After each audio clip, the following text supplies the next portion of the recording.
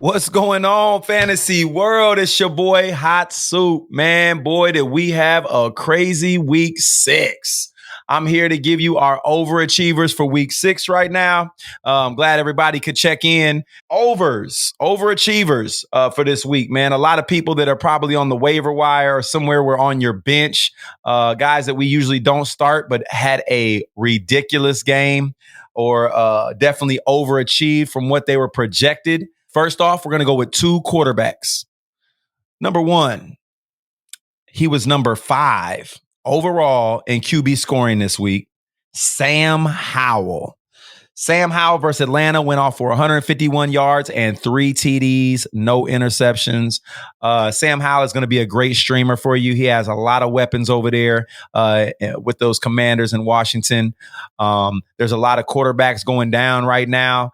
Justin Fields is out with a dislocated thumb or a dislocated finger on his throwing hand. He probably won't be back for another 4 weeks. Could be longer. So I know a lot of us are having issues with quarterbacks, man. Sam Howell will be a streamer. I'd like to play him depending on the matchups. Number 2, Desmond Ridder versus Washington, the quarterback on the other side of the coin. Yeah, Desmond Ridder went off for 300 yards. That's 2 weeks in a row he's thrown for 300. And he had 2 touchdowns. Yes, he did have 3 interceptions, but the volume was high. What I'm also seeing about Atlanta has a great defense, so they're going to have the ball a lot. And with Atlanta, what I'm also noticing is Drake London starting to emerge. I see the Ridder to London combo being a big thing in the next weeks coming up. Desmond Ridder is on your waiver wire. I would go get him, especially if you're having QB issues. Overachiever at running back. And I got this guy in 5 leagues last week because I saw that Miles Sanders was out with a groin. Now, Miles Sanders being out with a groin is important. Reason being is a groin injury is one of the worst injuries to have. It's right up there with a hamstring. Those groins, man, could last all season. With Miles Sanders, he's an explosive running back. A lot of his game is based on speed. So he's going to have to get that groin right. And what that means to me is 3 to 4 weeks out.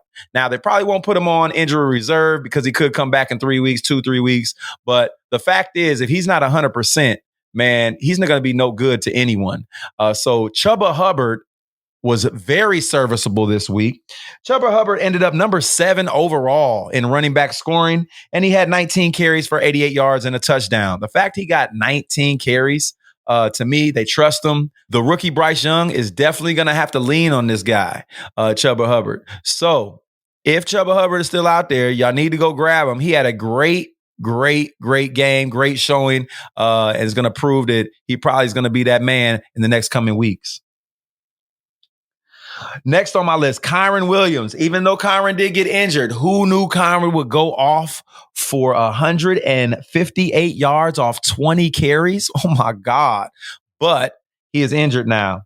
He was number 2 overall in running back scoring this week. Kyren Williams, great ad. Whoever got him on the waivers back in week 2, he's going to be a gem for the rest of the year. Hopefully he gets healthy soon. And my boy I just traded for in 2 leagues, already had him in 5. Now I got him in 7. Breece Hall. Breece Hall, number 5 overall running back this week against the number 1 run defense, Philly. If Breece Hall can go off for 12 carries, 39 yards and a touch with 5 receptions for 54 yards on the best run defense in the league, the sky is the limit for this guy. He has the highest floor of running backs going into the rest of the season because he has the easiest slate for the rest of the season. His schedule is pie. Breece Hall, if you could trade for him, go get him now, man. He's going to be having 100-plus yard games week in, week out. I'm talking about big runs, 50, 60-yard bursts. He's an explosive home run hitter.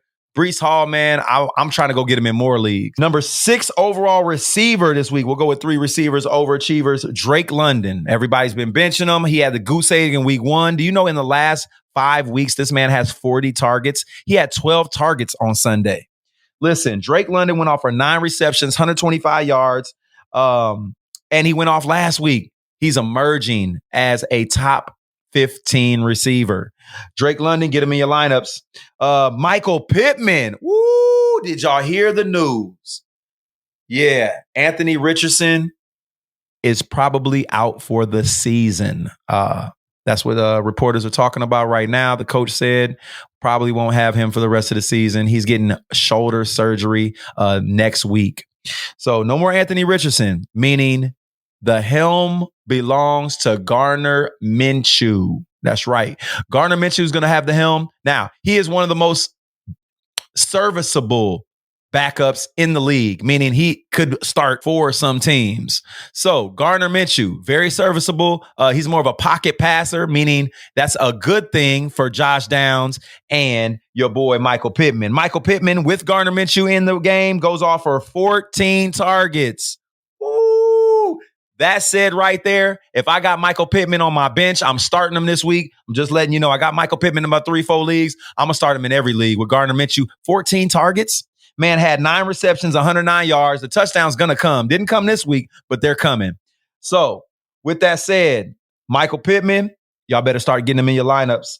Adam Thielen. Been talking about Adam for the last couple weeks. He was on my top 5 starts episode. You could check him out. Number 4 overall receiver this week with 13 targets, 11 receptions, and 115 yards. Woo, that boy Adam Thielen is hot. He is the man over there in Carolina right now. Him and Bryce Young are on the same page. Adam Thielen is a must start week in and week out. So we're going to go to the top 2 tight ends, Dalton Schultz. If Dalton Schultz is out there on your waiver wires, you got to go get him, man. He was going up against one of the best defenses against the tight end and still put up 4 receptions, 61 yards, 7 targets, 1 TD. Dalton Schultz is becoming matchup proof. I'm going to get him. I got him in a couple leagues, started him. He got me some wins this week. Boy, am I happy with some Dalton Schultz right now. And Kyle Pitts, 2 games in a row, man, where he's getting targets. Guy had got 6 targets, 4 receptions, 43 yards, and a touchdown. There's another tight end over there. Jonnu Smith is also very serviceable. But I'm liking Kyle Pitts, man. They're starting to get him involved, and they should, for the price they paid in the draft for him. So good thing Kyle Pitts is back on the uprise right now. He is going this way. So those are your top overachievers for week 6. I'm glad you come and check out Hot Soup Fantasy Football. Check us out soon for our underachievers on our next episode. Appreciate you all. Anything you need, you're looking for ingredients to your soup, I got the recipe.